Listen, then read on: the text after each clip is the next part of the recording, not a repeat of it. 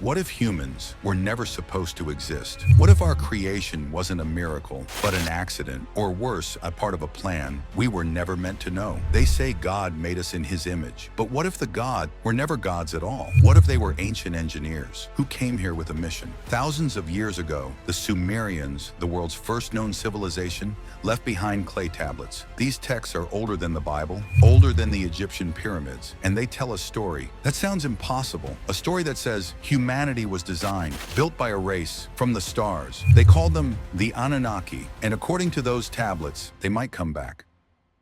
Let's rewind, way back. Long before the Roman Empire, before Egypt's pyramids, there was a civilization in modern-day Iraq called the Sumerians. They lived over 6,000 years ago, and somehow, they were already doing things that blow modern minds. They invented writing. Yup, the first known written language on Earth. They built advanced cities, used complex math, created detailed calendars, and, get this, they accurately mapped the stars and planets. But here's where it gets weird. In their oldest clay tablets, they wrote about beings called the Anunnaki.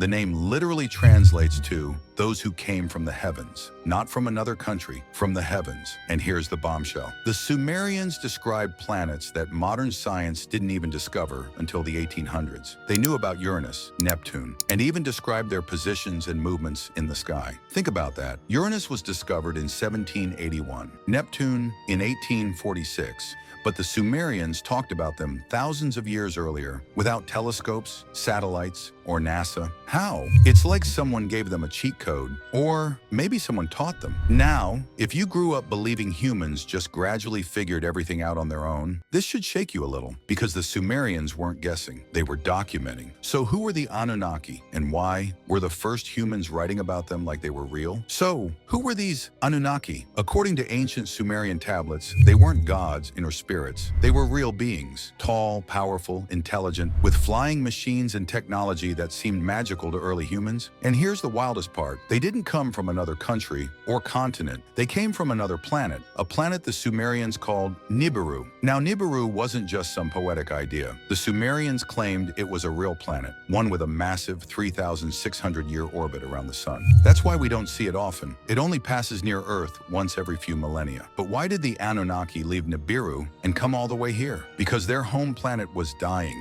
Nibiru's atmosphere was breaking down, and they needed one thing to fix it: gold. Sounds strange, right? Why gold? Well, here's the twist. NASA uses gold too, not for bling, but because it's one of the best materials on Earth for reflecting radiation and regulating temperature. If you've ever seen those shiny gold sheets on satellites or astronaut visors, that's real gold foil. So if a highly advanced species needed a material to save their planet, gold makes a lot more sense than we think. And Earth just so happens to be rich in gold. From South Africa to the Americas, this planet is a gold mine. Literally. So the story goes, the Anunnaki came here not as invaders, but as resource hunters. Not unlike how humans send missions to Mars or the moon today, searching for water, minerals, or habitable zones. And what's crazy is, this story isn't from a Hollywood script. It's carved into clay tablets, over 5,000 years old. And here's the kicker. These ancient stories describe the Anunnaki not as myths, but as teachers, rulers, and engineers. So, if this was all just made up, how did they know about advanced astronomy, about planetary orbits, about gold's real-world value? Or maybe it wasn't made up at all. After arriving on Earth, the Anunnaki didn't waste time. Their goal was clear: mine gold, and Earth had plenty. But the elite Anunnaki weren't the ones digging. That hard labor was left to their workers, a group called the Igigi. Now, the Igigi weren't slaves in chains, but they also weren't volunteers. They were the lower-class Anunnaki, tasked with the backbreaking work of mining gold from the earth. And where were they digging? Ancient texts point to Africa, especially southern Africa. And here's where it gets strange. Archaeologists today have found ancient gold mines in South Africa, thousands of years old, with no known civilization to explain them. So here's the picture. The Igigi are working day and night, in unfamiliar conditions, far from their home planet. No rest, no relief, just endless digging. Eventually, they'd had enough. The Sumerian tablets describe a moment when the Igigi snapped. They stopped working, burned their tool, and surrounded the home of their commander, Enlil. Imagine this: an alien workers' rebellion.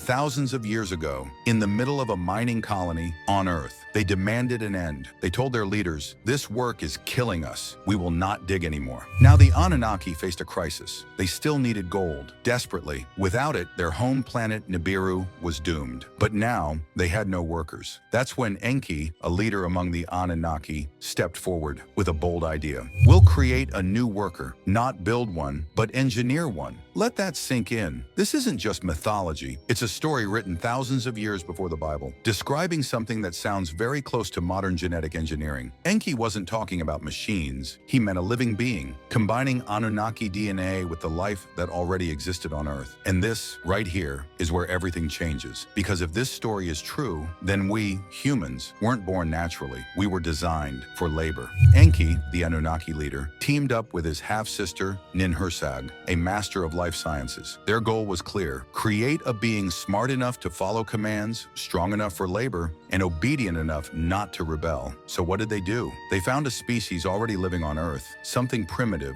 but promising. Most believe it was Homo erectus, an early human ancestor. And then they did something that sounds impossible for ancient times. They mixed Anunnaki DNA with the DNA of this early hominid. The result? Us. Not instantly. The first results were rough. Ancient tablets describe how the early prototypes were flawed. Some couldn't speak, some couldn't reproduce, some were unstable, too wild, too weak, too broken. But eventually, they got it right. The successful hybrid was given a name: Adamu, literally the first man. Sound familiar? The book of Genesis also begins with a man named Adam, made not by evolution, but by a powerful being who formed him from the dust of the earth. But the Sumerian version, it's older, by over 1,000 years. And in this version, Adam wasn't a natural creation. He was the result of a genetic experiment. Let's pause here. Think about what this story is really saying. Thousands of years before DNA was discovered, before test tubes, gene editing, or microscopes, ancient people were writing about cloning,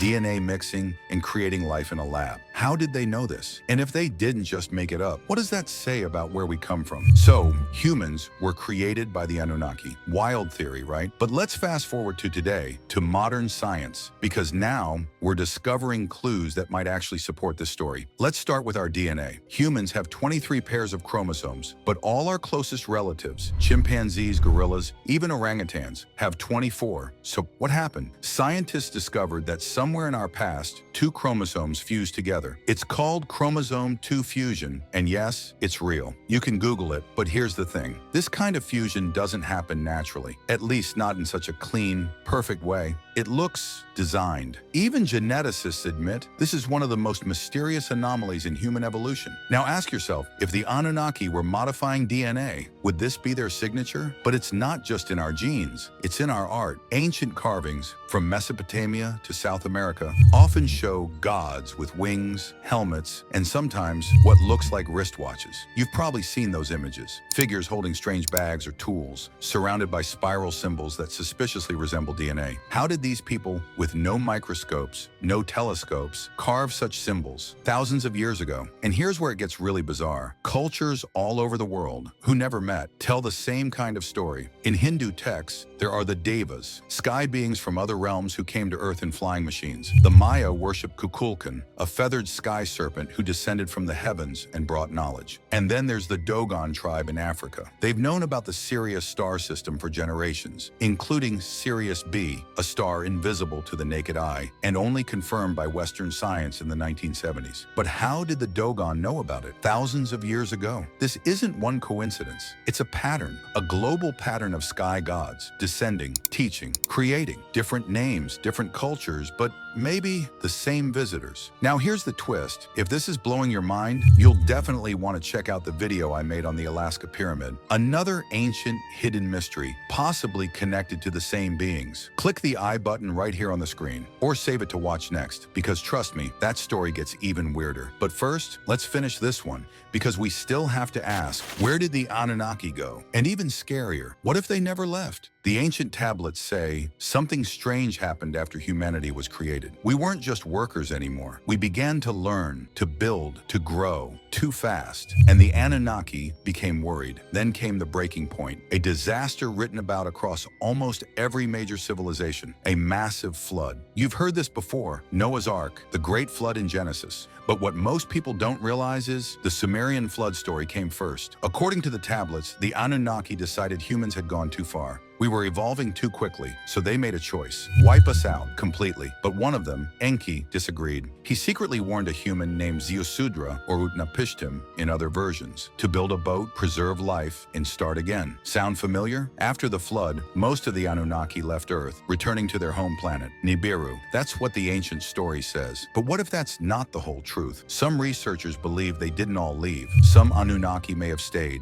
living in secret behind kings, empires, and maybe even governments today. Others believe they're not hiding, just waiting for Nibiru to return. A planet with a 3,600-year orbit that could be heading back into our solar system soon. And here's the chilling part. If they made us, if they erased us once before, what happens when they come back? Let's get one thing straight. Science still doesn't fully understand how we got here. Yes, we have theories: evolution, natural selection, survival of the fittest. But how did Homo sapiens, modern humans, suddenly appear out of nowhere? There's a massive leap in intelligence that no one can explain. One moment we were just primitive primates, the next we're building cities, growing food, creating language, art, and mathematics. That kind of leap doesn't just happen overnight. And then there's the architecture. Let's talk about the places that shouldn't exist. The pyramids of Giza, built with perfect mathematical alignment, using stones weighing tons, with no known technology that could have lifted or cut them. Baalbek in Lebanon, home to the Stone of the Pregnant Woman, one of the heaviest stones ever carved. Even today, with all our cranes and tech, we still couldn't move it easily. And then there's Göbekli Tepe, a site older than Stonehenge and the pyramids by thousands of years, with carvings and alignments that show a level of knowledge no primitive humans should have had. So what's going on here? Could it be that we're not the first advanced species to walk this planet? Could it be that history isn't linear, but a loop, and that every time we reach a certain level, something or someone resets the system? Because here's the chilling thought. We like to think we're the smartest beings to ever live on Earth, but maybe we're just the latest version of a story that's been told many times before. So, what do you believe? Maybe this is all just ancient mythology, stories told around fires to explain the unknown. But maybe our creators left us clues in stone, in DNA, in monuments that defy time, and we didn't decode them. We forgot. Or maybe we were made to forget. But here's the haunting part. If Nibiru is real, if the Anunnaki ever plan to return, then this isn't just ancient history, it's a countdown. And when that planet returns, maybe our creators will too. Still curious? Click right here or hit the little I to watch our deep dive on the Alaska Pyramid, a mysterious structure hidden underground, rumored to hold massive power, possibly connected to the same beings. And if this kind of truth-seeking is your thing, hit subscribe to Unblinx, because we don't just ask questions, we dig deeper where no one else dares to look.